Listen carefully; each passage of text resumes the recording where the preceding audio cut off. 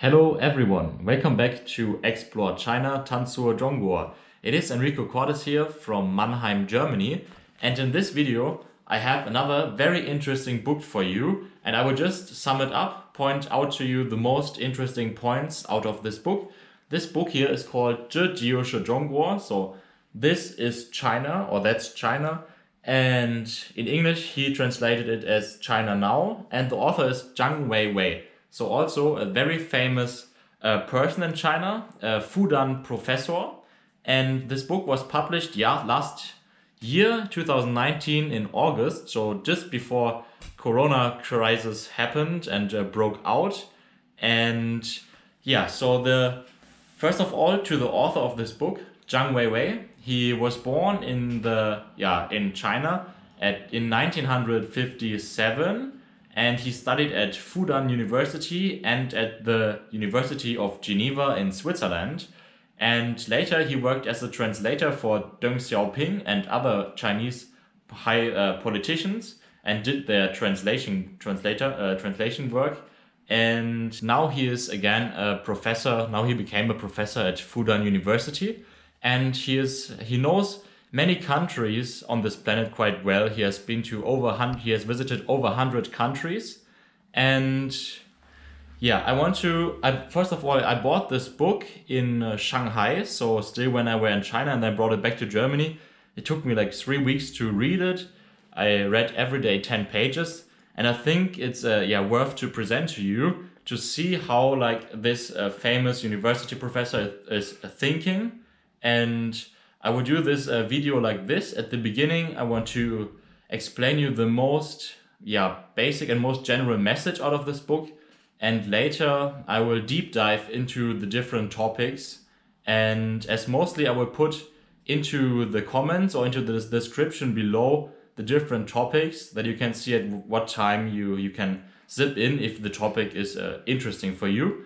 And so the general message of this book is that Zhāng Wéiwéi, he says, Chinese people, you should believe into this, that China is going the right path and has a very successful change during the last years, and that not many other countries on this earth here are doing better than China.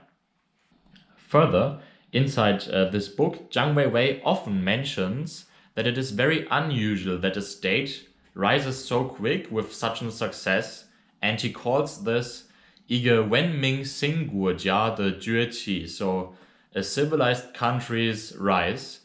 And then another point he talks about and often and discusses is the 中国模式, so the China method, or the Chinese way of doing things, which also includes Yao Zhe Fu Xian Xiu Lu. So it means if you want to get wealthy, if you want to obtain wealth, then you first need to build and construct roads. And this is one part of this China method. And this also is reflected in this new worldwide project of the Yi Dai Lu, this one build, one road method, where it is also said we do trade together, we do business together, we build together, and after building together is finished, then we do enjoy together. Then another main point which I see Zhāng Wéiwéi claimed inside his book is that this Xifang Morsche, so the Western style, the Western message, and its democratization to bring democracy into other countries does not work for developing countries. So for 发展中国家, this Xifang Morsche doesn't work. And he says, I think he quite often mentioned that out of this Arab Spring, the Arab winter developed. So Alabo Zhechun changed into the Alabo Zhedong. Then Zhāng Wéiwéi is going further, and he is describing the differences in current development in the USA and China, where he says that the USA currently is lacking many things which China already acquired, such as better infrastructure, with a lot of new high-speed railway lines. For instance, China started in 2014 the development of the plan, this Ba so 8 vertical, 8 horizontal high-speed railway lines. And of course, China still has higher economic growth rates, higher increase in wages, and they have a better security feeling, you would say, because they don't have these shootings all the time.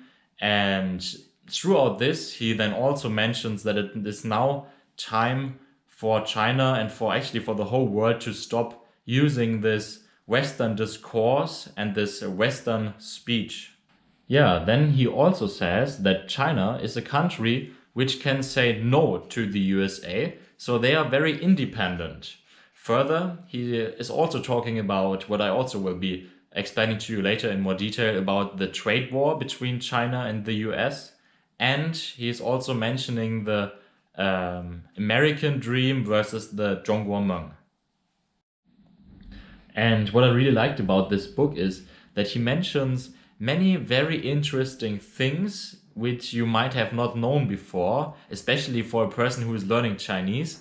So he says, for instance, that the Chinese people, if they have a crisis, they also think about an opportunity, because if you look at the word Wéiwéi, it means like Wei is like danger, but Ji is also opportunity, chance. So if they have a crisis, they are not afraid about it, but they see it also as an opportunity. And another thing is, when he's also talking about that it is so hard to understand China, especially for foreigners too, because China is such a huge country. And he describes this situation by using a chengyu, an idiom, this Mang Ren Mo Xiang. So it's a blind person who is trying to explain and describe an elephant. So the problem there is that if a blind person maybe touches at the leg of an elephant and the other elephant is touching at his ear, then they will have different results. And so this is something cool I like about this Chinese language again. And I'm always happy if I see this chengyu somewhere. And I like this Mangren Mo Xiang. And now, before I go into deep dive, I have one point I want to point out, which I think is not so good. This is like a very well-known professor, but inside his book, at the end, there are no sources. So all his numbers, basically, you don't have any sources to it, because also at the bottom of it, there are no sources. So you just need to find out for yourself if it's true. So you need to do your own research about what he's writing there. This is a little bit sad, but now let's go into the deep dive, into the different topics. So now let's continue with the deep dive. And first topic is, what is this 文明型国家的崛起? So what is this civilized country's rise? And how can we understand it? How does Zhāng Wéiwéi put it? And it is like this. So he says, basically, China actually only wants to do good its own matters. And he says that the Chinese people, they are willing to, and they believe that they can work together and win together. And as the president, Xi Jinping, he put it as the result and success of the past 40 years didn't drop from the sky. It is made by the Chinese people, and it is also the hard work of the Chinese people. So this is again what Zhāng Wéiwéi said, why China is such a successful and civilized country who had this rise. And he also says, now China, during its recent rise, they were rising peacefully, while the Europeans in the 18th, 19th and 20th they had a lot of war and were basically constantly having wars. Then he also mentions that one ability China has is that they can learn from other countries and see their system, and they adopt the things which suit China, but they don't learn from them. So they also learn from the mistakes. So they don't take the things which fail in other countries. And he says that China can say that they already found their road to success. So with the 中国特色社会主义, so with the socialism with Chinese characteristics, they already found their way to success, and it's working for China. And now I will give you a few success factors of what he states in his book, because I think they are very important to know. So first of all, China now has the biggest middle income class in the whole world. Now China has the world's best ultra-high vacuum technology and the best smart grid technology. Further, China is leading in hydropower, thermal power, and also in the fourth generation of nuclear power. China, they have their own satellite system, so they have this Beidou Weixing Daohang Xitong, so the Beidou satellite navigation system. China is also a country which have 130 countries being their most like 130 countries, they have China as their most important trading partner. And then further, also in the year of 2018, there were 150 million travelers from China, so Chinese people going abroad, which made them number one nation who travels. And now to China's independence. So China is a country which can say no to the United States. And this is due to the fact that of the one side they are so independent. So they have their own science and technology system. They have their very independent government system. They have their own defense system, like I just mentioned. They have their own satellite system. And I would say now let's go to the China method, to the Zhāng模式. And what is the Zhāng模式? What is the Zhāng模式? So what is the China method?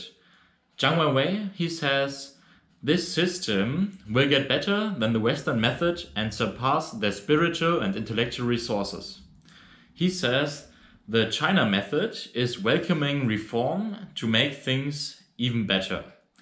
And it's also trying something new in a small scope, in a specific area, if this new method is successful in this area, they can just spread it to a bigger area, to a larger area. And he then says there are 8 specific points which can explain the China's method, and these are practical reasoning, promising government, stability, democracy for all, or Minju Weida, so like a big democracy, which could be interpreted as you want, then incremental reform, mixed economy, open to the outside world, and the balance of the three forces. And this China method has many advantages. These are, for instance, that Chinese politicians are far more experienced than many of their counterparts in the West. When a high leading official politician in China, if he comes very far up in his ranks, then he has already governed maybe 2 or 3 provinces, each having maybe 100 million people below his rule. And while in the West, just some random person can govern a whole country. And they have this Chinese method, the China method. They don't have the disadvantages of a democracy which uses one person, one vote system. So they can go with this long-term strategy because the government stays the same. The government can set long-term goals. So they don't always have the change in government. It's like the same with a company. A company, they set long-term goals. They have a long-term strategy. It's not always changing each 4 or 5 years. And then he states a very interesting example about like a failure of a Western democracy, which was in Germany in 1932, when Hitler and Hitler's party, the Nazi party, was elected by 37.4% and was with this the highest, the most successful party during this vote.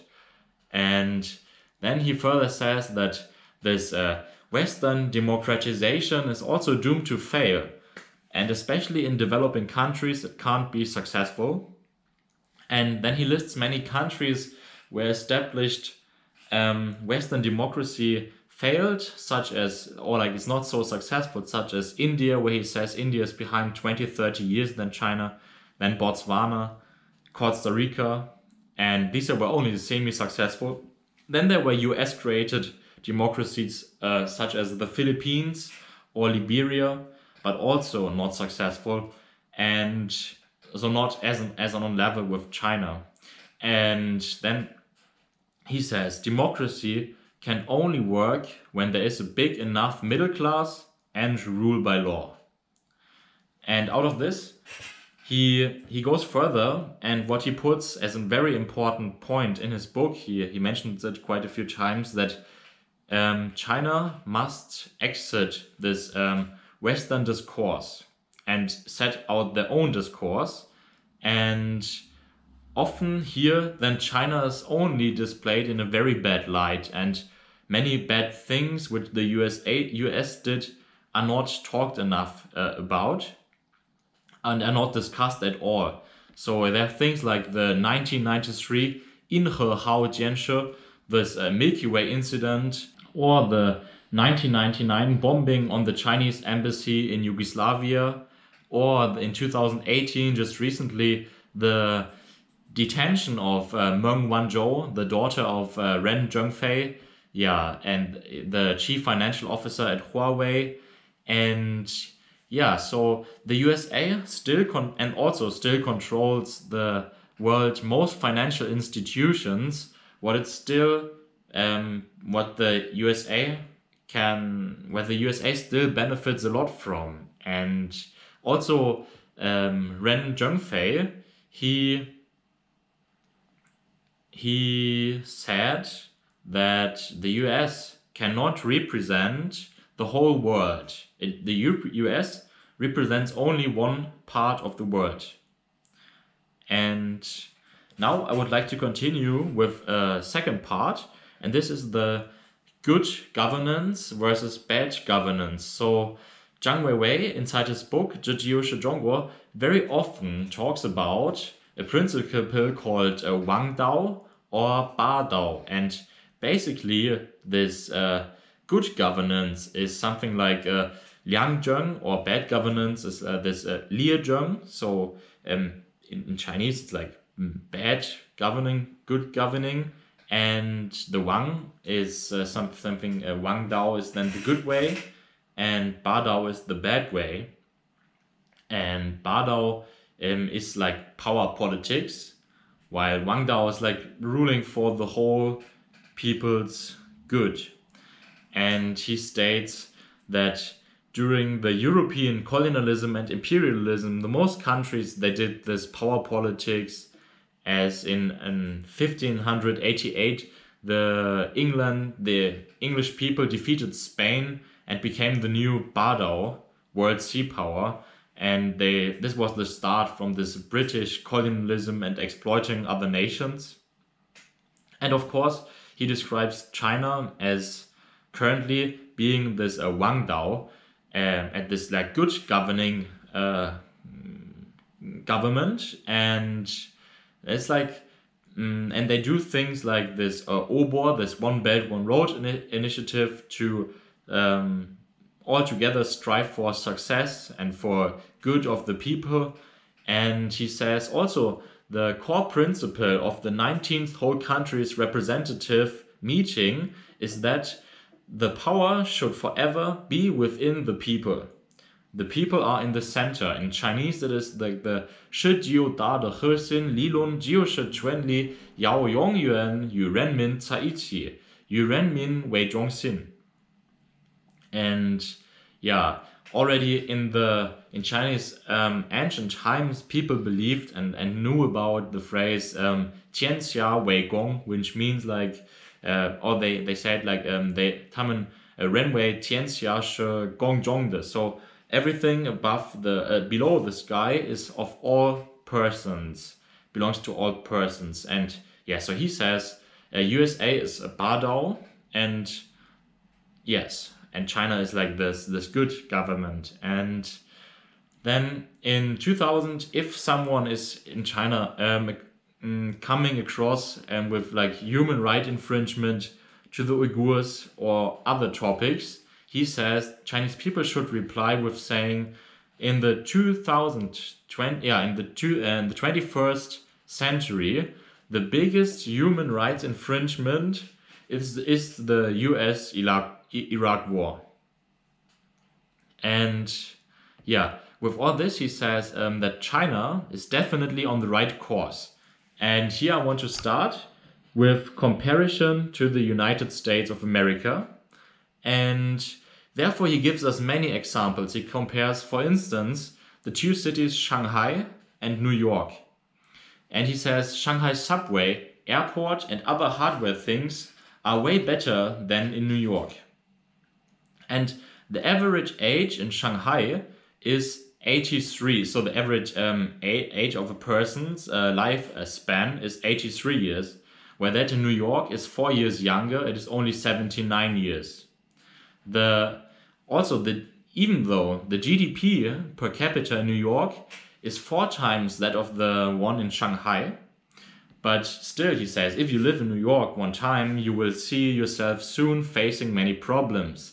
And that is because the middle income family and the middle income class in Shanghai is just way bigger, and the income gap in New York is way greater. So there are like a few rich people, but also many poor people. And then he says, if people in Shanghai and New York are asked about the future of their cities, Shanghai people are much more confident to the future of their own city. And he also further compares the USA and China by talking about insurances. And he says, he also says that the Chinese current state of insurances are not the best, but he says that still it's much more further developed than the ones in the United States. He says that the whole nation's people's cover of retirement insurances, the Yanglao Baoxian, and the health insurances, the Inliao Baoxian, is much greater than in the United States. And also China's GDP in purchasing power parity terms surpassed the ones of the USA's in 2014. And during the last 40 years, the average income in China rose 22.8 times, while the average income in the United States basically stayed at the same level, almost stayed at the same level. And then he also mentions, like most people, they mentioned the killings in the United States, the homicides. In 2017, per 10,000 people in China, this number was at 0.81. And this is also the lowest number in the whole world. Well, this number for 10,000 people killed, within 10,000 people killed in the USA is 6 times greater than that in China. It is at around 4.86. And I want to mention one more example for this comparison between the United States and China, and this is that there was a poll about how happy people are with their country's economy. And the percentage now I will give you is the percentage of unsatisfied persons. And in China, this was 11% unhappy with the economy. In the USA, it was 64% unhappy with the economy. And in Greece and France, this was at around 80 to 90%. Now I will further talk about the USA bad governance. And he gives a very interesting example. He says that if someone in New York, Paris, and Shanghai would turn off the electricity for quite amount of time, and there were no police arrangements beforehand, then he says the security feeling and the feeling of peace in Shanghai would be the best, and the worst would be New York. The second would be Paris. And he says just this illustrates culture. This means culture. And then also another very interesting fact, which I have never read about in the German news or in any other news, or I just didn't know it before, is that there was last year a call between, or I think it was a letter between Trump and the old president Carter. And Carter, he asked Trump if he knew how many wars China fought from 1979. And it was just 0 wars. And Carter says, but since 1979, the United States is always at war. Basically, during the history of 242 years, the United States was at a whole time at war. Only in 16 years they were without war. And Carter said, we are wasting our money on war. And this is now why China is walking in front of us.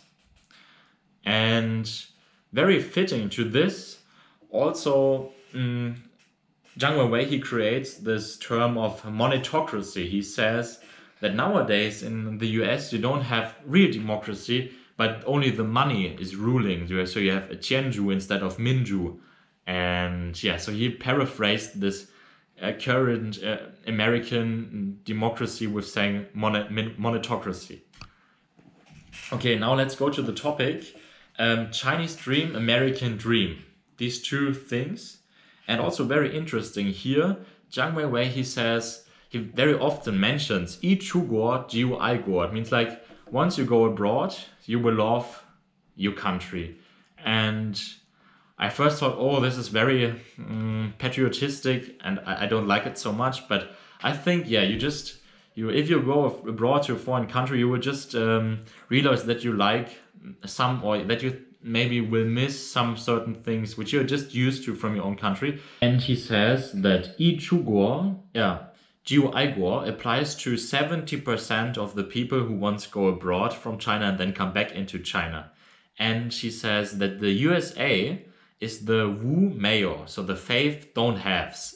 So 没有高铁, 没有微信, 没有支付宝, 没有香单车, 还有没有安全感. So they don't have high-speed railway, they don't have WeChat, don't have Alipay, they don't have shared bicycles, and they don't have a security feeling, safety feeling. And he says that the Chinese dream is actually quite similar to this of the United States of America, that everyone can achieve their goals and their dream.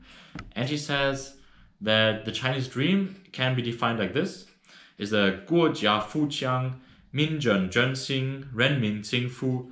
So it's like the rich and strong country.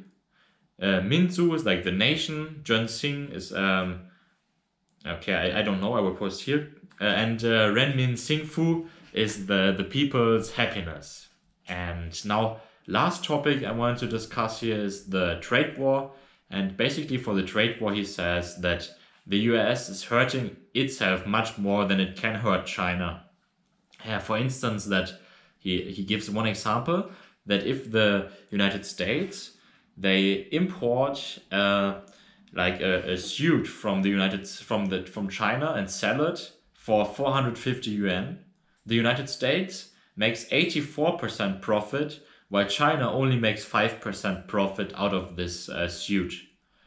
And yeah, then he also talks about Chinese culture and differences in culture and things, but I think the video up here is long enough, and I hope you liked it. I hope you could gain some information out of this video. And yeah, this book here was really interesting. And if you're like me, learning Chinese, I can recommend it. And because it contains an interesting view from this Chinese professor. And yeah, then again, please comment, subscribe and like the video if you've liked it. And see you next time.